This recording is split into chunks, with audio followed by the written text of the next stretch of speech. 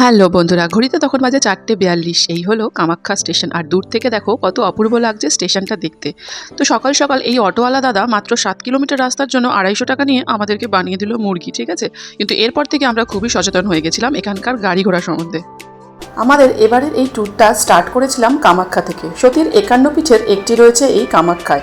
তো যেখান থেকে প্রসাদ কেনা হয়েছিল সেখানে জুতোগুলো রেখে, লাগেজপত্র রেখে আমরা এগিয়ে পড়লাম কামাখ্যা মন্দিরে। হ্যাঁ, এটা হলো প্রবেশপথ, কিন্তু এখানে মন্দির খোলে 7টার সময়। তবে রাত্রির 12টা থেকে দর্শনার্থীরা দেখো কত আগ্রহ সহকারে লাইন দিয়ে দাঁড়িয়ে আছে।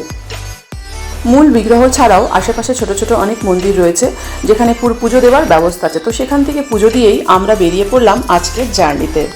মেঘালয় ঘুরতে আসলে কামাখ্যা কিন্তু একদম মিস করো না, যদিও কামাখ্যা গুয়াহাটি থেকে একটু দূরে।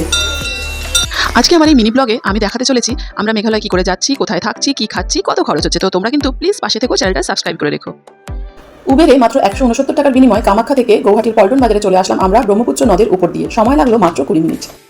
আর পল্টন বাজার থেকে মাথাপিছু 600 টাকার শেয়ার গাড়িতে করে আমরা চলে যাচ্ছি শিলংয়ে। আর প্রথম দেখতে পাচ্ছ উমিয়াং ভিউ পয়েন্ট, যদিও এটা আমরা ফেরার পথে ভালো করে দেখেছিলাম।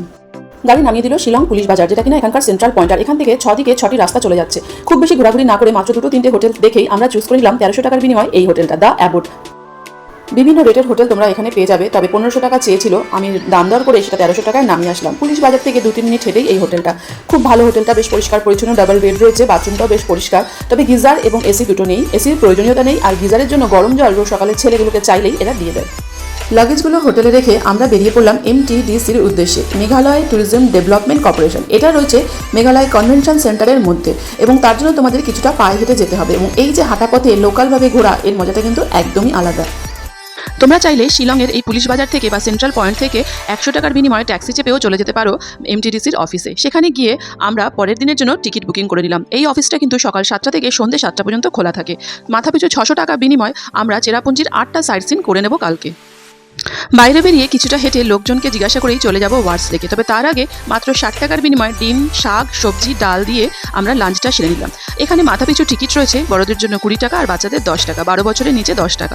রয়েছে একটা বড় লেক, আর তার চারপাশটাকে ঘিরে রয়েছে সুন্দর করে সাজানো একটা পার্ক। বাচ্চাদের জন্য রয়েছে অ্যামিউজমেন্টের ব্যবস্থা। এবার আমি যে জায়গাগুলো ঘুরবো সেগুলো কিন্তু লোকাল সাইট সিনের মধ্যে পড়ে। তো শিলং সাইট সিনের মধ্যে ফার্স্টে গেলাম ওয়ার্ডস লেক, সেকেন্ড গেলাম বটানিক্যাল গার্ডেন। এখানেও রয়েছে টিকিটের ব্যবস্থা, তবে তোমরা চাইলে নাও যেতে পারো এর ভিতরে, কারণ কিছু দুষ্প্রাপ্য গাছ ছাড়া আর তেমন কিছুই নেই এখানে। বন্ধুরা, শিলংয়ের এই সাইট সিনের জন্য যদি তুমি গাড়ি বুক করো না, তাহলে তোমার কাছ থেকে 2500-3000 টাকা নিয়ে তোমার মাথাটা পুরো কেটে দেবে। তো তাই জন্য আমরা কিছুটা লোকালি ঘুরলাম, আর বাকি দুটোর জন্য আমরা নিলাম একটা ট্যাক্সি, যে নিয়েছিল মাত্র 800 টাকা। আমরা যাচ্ছি শিলং ভিউ পয়েন্টে, বা শিলংয়ের সবচেয়ে উচ্চতম জায়গা পিক পয়েন্ট।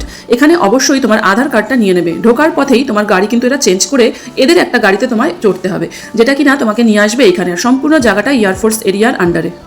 মেঘের রাজ্য নামটা একদমই সার্থক। এখানে দেখো আকাশটা পুরো মেঘে ঢাকা, আর পুরো শিলং শহরটা এখানে অসাধারণ সুন্দরভাবে দেখা যাচ্ছে। তবে এই জায়গাটা কিন্তু বেশ ঠান্ডা।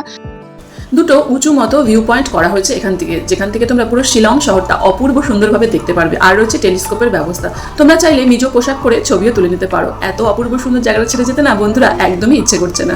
সমুদ্রপৃষ্ঠ থেকে 6449 ফিট উচ্চতায় ছিল শিলং পিক পয়েন্ট। এই জায়গাটা বাই বাই দিয়ে আমরা চলে গেলাম এলিফ্যান্ট ফলসে, যদিও তার প্রকৃত নাম হলো কা সাই লা প্যাটেং খসুই, আর ইংরেজরা এর নাম দিয়েছিল এলিফ্যান্ট ফলস, এলিফ্যান্ট আকৃতির একটা পাথরের জন্য। যদিও ভূমিকম্পে সেই পাথরটা সরে গেছে, এখন আর সেটা দেখা যাবে না। ধাপে ধাপে 3টে ঝর্ণা এখানে নেমে এসছে। তো নিচের ঝর্ণাটা দেখানোর জন্য তোমাদের 350টা সিঁড়ি অতিক্রম করতে হবে। বয়স্ক এবং বাচ্চারা খুব সাবধানে কিন্তু নামবেন। তো এই অপূর্ব সুন্দর দৃশ্য মন কিন্তু মুগ্ধ করে দিল আমায়। বন্ধুরা, কেমন লাগছে আমার এই চেষ্টাটাকে? তো বন্ধুরা প্লিজ কমেন্ট করে জানিও সেটা। আমরা এবার চলে আসলাম পুলিশ বাজার, সন্ধ্যে তখন প্রায় 6:30 বাজে। তো এখান থেকে কিছু ছোট ছোট কেনাকাটা করে নিলাম বাড়ির জন্য, এবং দেখো কত লোকের ভিড়। তারপরে আমি ট্রাই করলাম এই লোকাল ফুডটা, আর আমার হাজব্যান্ড সুরুচি হোটেল থেকে খুব কমে ডিনারটা সেরে দিল। বাই, দেখা হবে কালকে আবার।